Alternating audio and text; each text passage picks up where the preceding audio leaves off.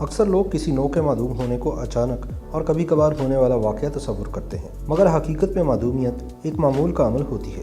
جنگلی حیات کے تحفظ کے لیے کام کرنے والی غیر سرکاری تنظیم World Wildlife Fund for Nature کے مطابق دنیا میں ہر سال تقریباً 10,000 انواع ہمیشہ کے لیے ختم ہو جاتی ہیں، مگر WWF کا کہنا ہے کہ معدوم ہونے والے جانوروں کی حقیقی تعداد حتمی طور پر معلوم نہیں کی جا سکتی، کیونکہ ہمیں اب تک یہی معلوم نہیں کہ دنیا بھر میں کتنی انواع پائی جاتی ہیں۔ آج ہم آپ کو ان چند جانوروں کے بارے میں بتائیں گے جو کہ کبھی کرۂ ارض پر بھرپور طریقے سے پائے جاتے تھے، لیکن اب یہ معدوم ہو چکے ہیں۔ مس والڈرن کا ریڈ کولوبس حال ہی میں معدوم ہو جانے والے اس درمیانے سائز اور سرخ بالوں والے بندر کو سن 2000 کی دہائی کے اوائل سے معدوم تصور کیا جاتا ہے۔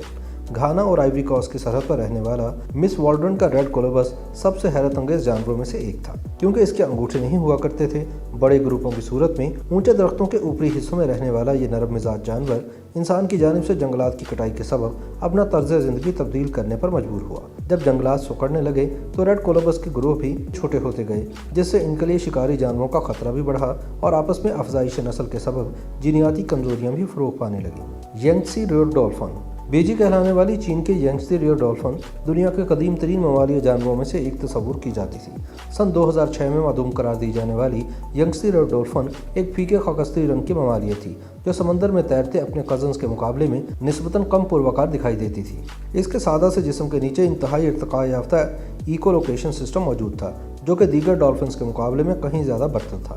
اس کا یہ نظام اتنی باریکی سے کام کرتا تھا کہ یہ اکلوتی مچھلی تک کی لوکیشن معلوم کر سکتی تھی، مگر اس کی یہی حساسیت اس کے لیے اس وقت خطرہ بنی جب دریا میں چھیروں کی کشتیوں، کنٹینرز بردار جہازوں، ٹرالروں اور انسانوں کی پھیلائی گئی آلودگی سے بھر گیا۔ کیریبین موکسل خطہ کیریبین کا یہ مقامی دریائی بچھڑا کسی زمانے میں وسطی امریکہ کے مشرقی کنارے، جنوبی امریکہ کے شمالی ساحلوں اور خلیج میکسیکو میں پایا جاتا تھا، مگر ان کی چربی میں پائے جانے والے تیل کے حصول کے لیے ان کا بے رحمانہ انداز میں شکار کیا گیا۔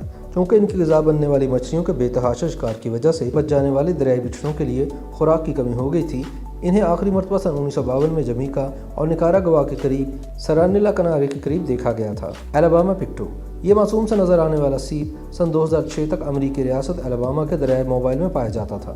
اسے یہ نام اس لیے دیا گیا تھا کیونکہ یہ سور کے پیر جیسا دکھائی دیتا تھا، مگر یہ آلودہ دریا کا پانی فلٹر کیا کرتا تھا، مگر آلودگی پھر اتنی زیادہ ہو گئی کہ پکٹو اسے مزید نہ جھیل پایا۔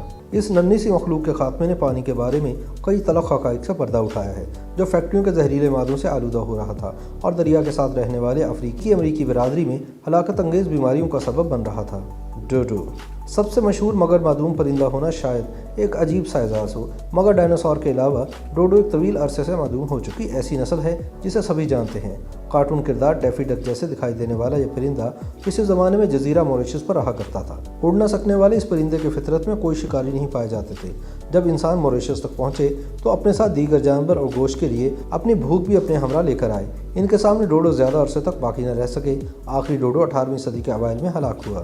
اسٹیلر سیکاؤ یہ سمندری گائے میناٹی اور ڈوگونگ کی طرح ہی نظر آتی، مگر یہ ان سے کہیں زیادہ بڑی ہوا کرتی تھی۔ اسٹیلر کی سمندری گائے کا سائز تو 9 میٹر تک بھی ہو سکتا تھا۔ مانا جاتا ہے کہ ان کا خاتمہ شکار اور ان کے غذائی ماحول میں تبدیلیوں کی وجہ سے ڈوڈو کے معدوم ہونے کے کچھ ہی عرصے بعد ہوا۔ بیچارے کواگا کی غیر معمولی خوبصورتی ہی اس کی معدومیت کی وجہ بنی۔ اس دل آویز افریقی جانور کا سامنے کا آدھا حصہ زبرا کی طرح دھاری دار تھا، مگر یہ دھاریاں پیچھے کی جانب مٹتی مٹتی ختم ہو جاتی اور پچھلا حصہ گھوڑے کی طرح سادہ اور بھورا ہوتا۔ اس کی حیران کن وجہ کی وجہ سے اس کا اس قدر غیر قانونی شکار کیا گیا کہ یہ معدوم ہوتے گئے۔ ان میں سے آخری سن 1880 کی دہائی میں قید میں ہلاک ہوا۔ ختم ہو جانے والی زبردست انواع میں سے زیادہ تر ان جانوروں سے قریب تر تھیں جنہیں ہم آج جانتے ہیں، مگر بس تھوڑی سی عجیب و غریب ہوا کرتی۔ مثال کے طور پر میمت کو دیکھیں جو بالوں سے ڈھکے ہوئے کسی عظیم الجثہ ہاتھی کی طرح لگتے ہیں۔ اسی طرح آئرش ایک یا آئرش ہرن آج موجودہ ہرن جیسا ہی دکھائی دیتا ہے۔ فرق صرف اتنا ہے کہ یہ 2 میٹر تک بلند ہو سکتے ہیں، جبکہ ان کے سینگوں کا پھیلاؤ 3.6 میٹر تک ہوتا۔ ان کا خاتمہ تقریباً 7,700 سال پہلے ہوا اور ممکنہ طور پر اس کی وجہ شکار اور تبدیل ہوتا ہوا موسم بنا۔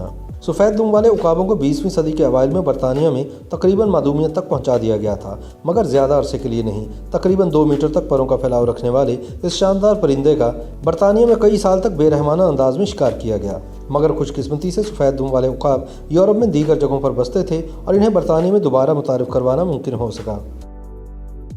YouTube पर गुगली टीवी देखने के लिए youtube.com की सर्च बार में गुगली टीवी टाइप करें। गुगली टीवी के पेज पर सुर्ख रंग के सब्सक्रिप्शन वाले बटन पर क्लिक करना ना भूलिए।